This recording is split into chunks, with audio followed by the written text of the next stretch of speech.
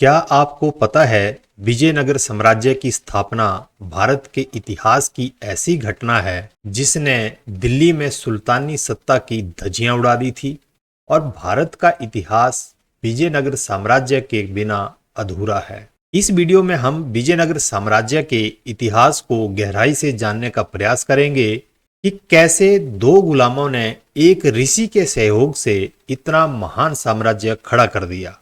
क्या है पूरी सच्चाई इस साम्राज्य के उदय से पतन तक की। दक्षिण भारत पर पहला मुस्लिम आक्रमण सन 1294 में अलाउद्दीन खिलजी ने देवगिरी पर किया था।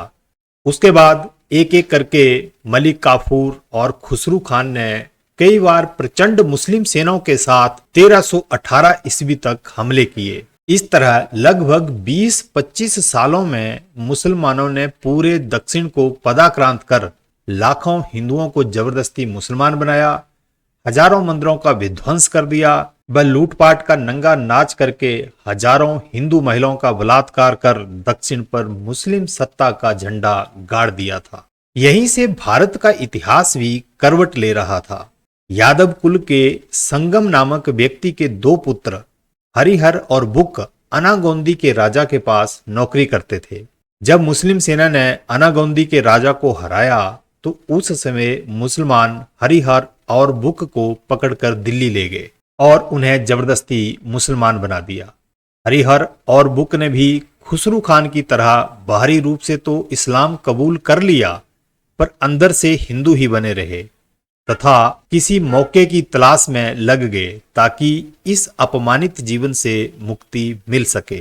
हरिहर और बुक दोनों ही तेजस्वी व पराक्रमी थे तो मुस्लिम सुल्तान मोहम्मद तुगलक ने उन्हें सेना में उच्च पद दे दिया और परंपरा के अनुसार धर्मांतरित हिंदू मुसलमानों को अपने आप को कट्टर मुसलमान सिद्ध करने के लिए 1331 में एक सेना लेकर उन दोनों को दक्षिण में हिंदुओं से लड़ने को भेज दिया। यही वह मौका था जिसका ये दोनों इंतजार कर रहे थे तथा भारत का इतिहास भी गौरवशाली घटना का साक्षी बनने की तैयारी कर रहा था।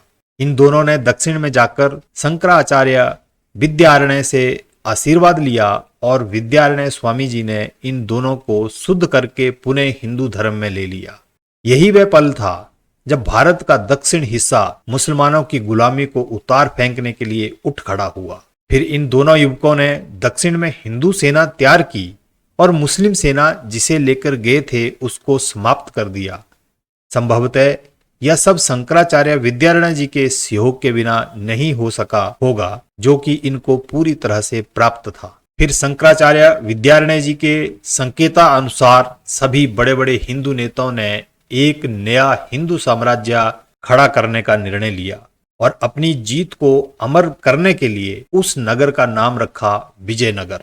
सन 1336 में उस राज्य के सम्राट बने हरिहर और स्वयं स्वामी विद्यारण्य जी उस राज्य के मुख्यमंत्री बने। यहाँ पर हम एक बार उस महापुरुष को याद करना चाहेंगे जिसने अपना बलिदान देकर पुनः हिंदू मनोबल को खड़ा कर दिया था पर इतिहास की किताबों में उसे विलेन बनाकर दफना दिया गया है और किसी को भी उसकी जानकारी नहीं है। वह महापुरुष हैं खुसरू खान जिसने देवल देवी के साथ मिलकर क्रांति करके दिल्ली के सिंहासन को मुसलमानों से मुक्त करवा दिया था। यह घटना 1320 की है यानी हरिहर और बुक जब मुसलमानों के गुलाम थे तो उन्होंने निश्चित इस महान घटना के बारे में जाना होगा और उनको लगा होगा कि जब दिल्ली के सिंहासन को ही हिंदू साम्राज्य में बदलने का काम हो सकता है तो आगे चलकर हिंदू साम्राज्य भी खड़ा हो सकता है। यानी खुसरू खान और देवल देवी का बलिदान व्यर्थ नहीं गया था। उसी की प्रेरणा से हिंदू धर्म में शुद्धिबंदी होने के बावजूद हरिहर और बुक को पुनः हिंदू धर्म में शामिल करके राजा बनाया गया था। अगर आप खुसरू खान और देवल देवी के बारे में नहीं जानते हैं तो इस पर मेरा एक अलग से वीडियो है, आप उसे देख सकते हैं कि कैसे इन दोनों ने वह राज्य व धार्मिक क्रांति की थी। विजयनगर की शिल्पकला और इसके निर्माण की व्यवस्था की विदेशी यात्रियों ने भी भरपूर प्रशंसा की है। विजयनगर तुंगभद्रा नदी के किनारे पर स्थित है जिसके तीनों ओर ऊंची ऊंची पहाड़ियां व एक और गहरी नदी है। इस तरह से प्राकृतिक रूप से भी विजयनगर बहुत सुरक्षित था। नगर के चारों ओर एक के बाद एक इस तरह 7 परकोटों का निर्माण किया गया था और प्रत्येक विभाग में भव्य और विशाल मंदिर, भवन व जलाशय बनाए गए थे। विजयनगर राज्य का अधिकृत झंडा भगवा ध्वज सभी भवनों पर शान से लहराता था। इन सभी मंदिरों में सबसे भव्य व विशाल मंदिर भगवान नरसिंह जी का था, क्योंकि विजयनगर राज सिंहासन ने कुल देवता नरसिंह भगवान को चुना था, क्योंकि उस घोर निराशा के काल में भगवान नरसिंह ही हिंदुओं के लिए आत्मबल को जगा सकते थे। सम्राट हरिहर के बाद बुक राज सिंहासन पर बैठे तथा उसने 1374 के आसपास बहमनी राज्य के सुल्तान मजाहिर शाह को हराया था। 1379 में राजा बुक की मृत्यु के बाद उसका पुत्र हरिहर द्वितीय सिंहासन पर बैठा। इस हरिहर द्वितीय ने विजयनगर साम्राज्य का विस्तार गोवा तक कर दिया। सन 1509 में विजयनगर की गद्दी पर राजा कृष्णदेव राय विराजमान हुए। इनके काल में विजयनगर की कीर्ति व समृद्धि और ज्यादा बढ़ गई। इसका प्रमाण मिलता है ईरान के यात्री अब्दुल रजाक के लेखों में। वह लिखता है कि इस प्रकार का नगर पृथ्वी पर खोजने से भी नहीं मिलेगा।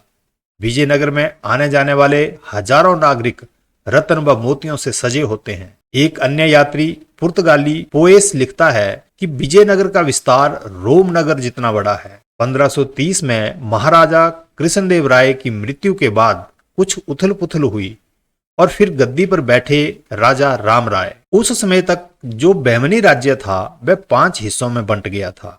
बीजापुर, बरार, गोलकुंडा, अहमदनगर व बीदर। इन 5 राज्यों के सुल्तान आपस में लड़ते रहते थे और एक दूसरे के खिलाफ लड़ने में विजयनगर साम्राज्य के राजा की सहायता प्राप्त करते रहते थे तथा राजा राम राय उन्हें सहायता भी करते थे, क्योंकि विजयनगर साम्राज्य के लिए खंडित बहमनी राज्य अनुकूल था, क्योंकि जब तक वह मुसलमान सुल्तान आपस में लड़ते रहते थे तो विजयनगर को कोई खतरा नहीं था। लेकिन धीरे धीरे यह बात इन 5 सुल्तानी राज्यों को समझ आ गई तथा बीजापुर के आदिल शाह व उसके वजीर खिजर खान ने निजाम शाह और कुतुब शाह सुल्तानों से मिलकर उनको भी अपनी रणनीति में शामिल कर लिया और कुछ ही समय में इन 5 सुल्तानों ने आपस में मिलकर हिंदू साम्राज्य के खिलाफ जिहाद का वातावरण तैयार कर दिया। 2 जनवरी 1565 के दिन इन 5 सुल्तानों ने मिलकर विजयनगर पर हमला कर दिया। तालीकोट के पास हुए इस घमासान युद्ध में राजा राम राय की मौत हो गई। उसकी मृत्यु के बाद राजा राम राय की सिर को भाले पर टांग कर निजाम शाह ने अपनी सेना के बीच घुमाया। इससे मुस्लिम सैनिकों का हौसला बढ़ गया व हिंदू सेना का मनोबल टूट गया। इस हार के बाद यह मुसलमानी सेना विजयनगर में घुस गई और घुसने के बाद मुसलमानों की परंपरा के अनुसार सारे नगर का विध्वंस, लूटपाट, बलात्कार, मंदिरों को नष्ट करना आदि निर्बाध चला, जिसकी गवाही आज विजयनगर की जो हालात है वह खुद देती है। इस तरह 250 साल तक भारत में प्रचंड इस्लामी बेग के सामने बलशाली और समृद्ध हिंदू साम्राज्य का पतन हो गया।